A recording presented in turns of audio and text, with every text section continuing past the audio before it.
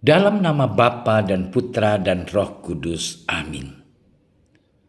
Ya Allah, dalam diri perawan Maria yang dikandung tanpa noda, Engkau telah menyiapkan kediaman yang layak bagi putramu. Sebagaimana Engkau telah membebaskan dia dari setiap noda dosa. Semoga berkat doanya Engkau pun memperkenankan kami sampai kepadamu dalam keadaan suci murni.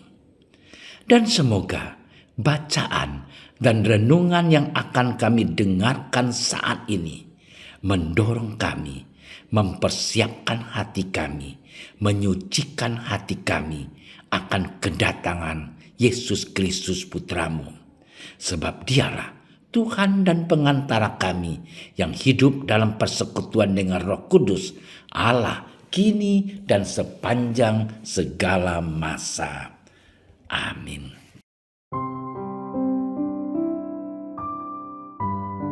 Dalam bulan yang ke-6, Allah menyuruh malaikat Gabriel pergi ke sebuah kota di Galilea bernama Nazaret kepada seorang perawan yang bertunangan dengan seorang bernama Yusuf dari keluarga Daud. Nama perawan itu Maria.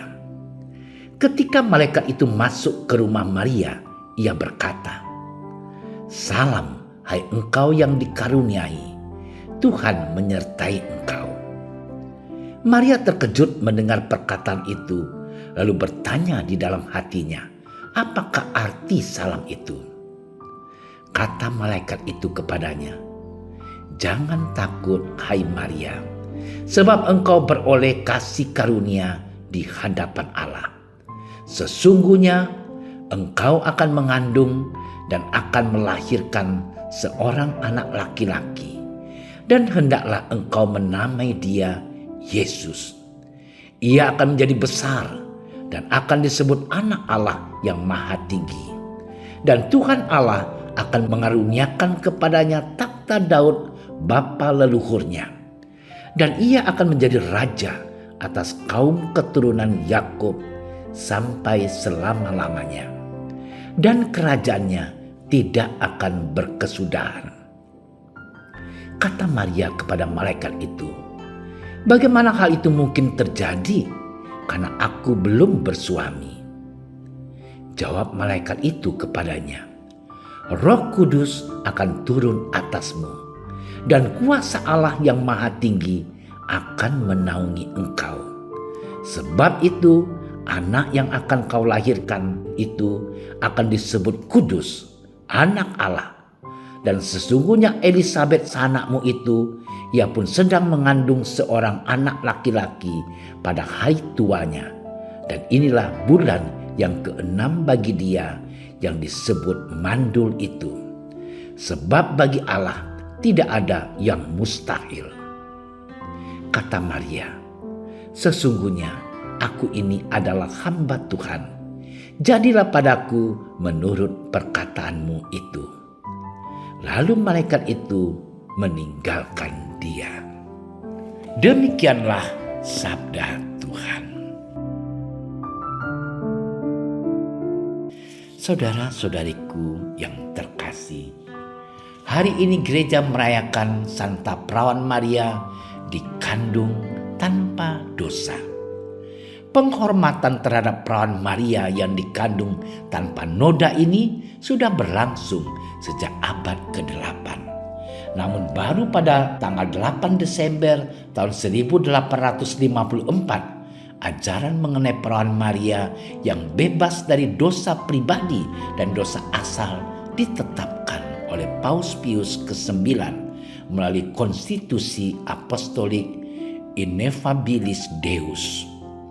Inti dogma itu adalah bahwa sejak saat pertama dikandung, Perawan Maria terlindung bebas dari segala noda dosa asal berkat kasih karunia yang istimewa dari Allah. Berdasarkan jasa Yesus Kristus, bagaimana kita dapat memaknainya dengan baik? Saudaraku yang dicintai Tuhan, Perawan Maria adalah manusia biasa, sama seperti kita. Perawan Maria juga memiliki kecenderungan manusiawi, termasuk kecenderungan untuk berdosa. Dalam arti tertentu, perawan Maria sebenarnya dapat memilih untuk membuka atau menutup diri pada Allah, sama seperti kita. Perbedaannya terletak pada keputusan yang dipilih Maria.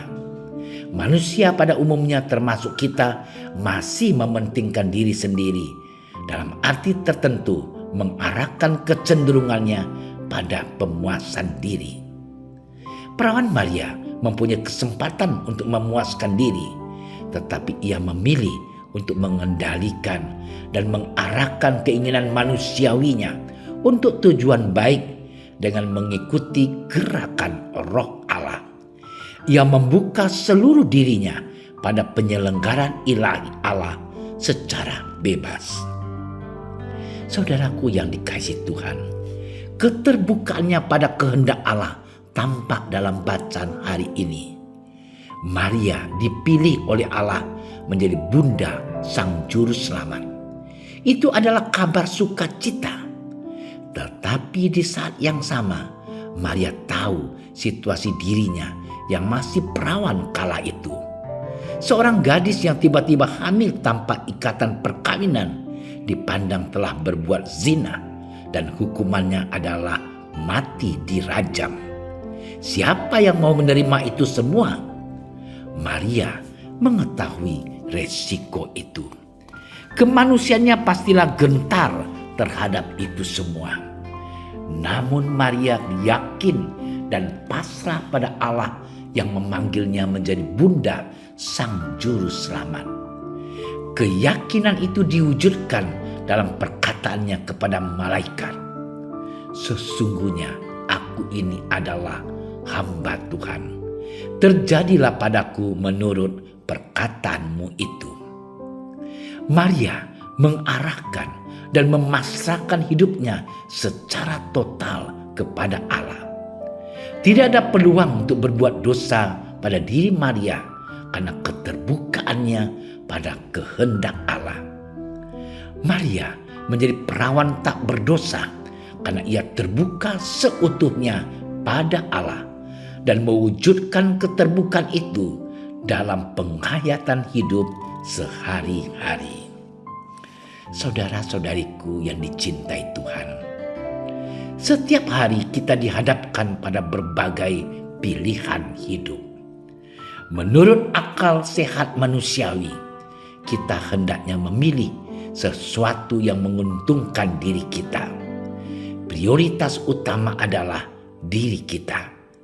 Jika kita menjadikan diri kita sendiri sebagai prioritas utama dalam hidup, tentu saja berbagai macam cara akan dihalalkan, termasuk perbuatan-perbuatan dosa. Bunda Maria memberikan teladan indah kepada kita sebagai orang beriman untuk mengarahkan seluruh diri dan hidup kita kepada Allah dan kehendaknya, yaitu menghadirkan kerajaan Allah di tengah dunia. Apabila kita bersedia untuk terbuka pada Allah, maka kita tidak akan memikirkan diri sendiri, melainkan berpikir dan bertindak untuk mengupayakan agar semua manusia di sekitar kita hidup baik dalam cinta dan keadilan sosial.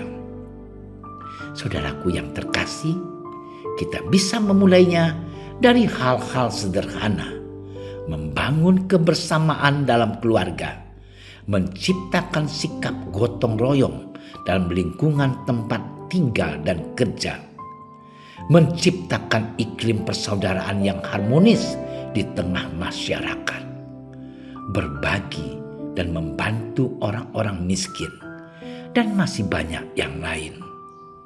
Saudaraku terkasih, kita masih punya peluang untuk berdosa, tetapi kita dapat mengarahkannya pada perbuatan baik seturut kehendak Allah, sebagaimana diteladankan oleh Bunda Maria.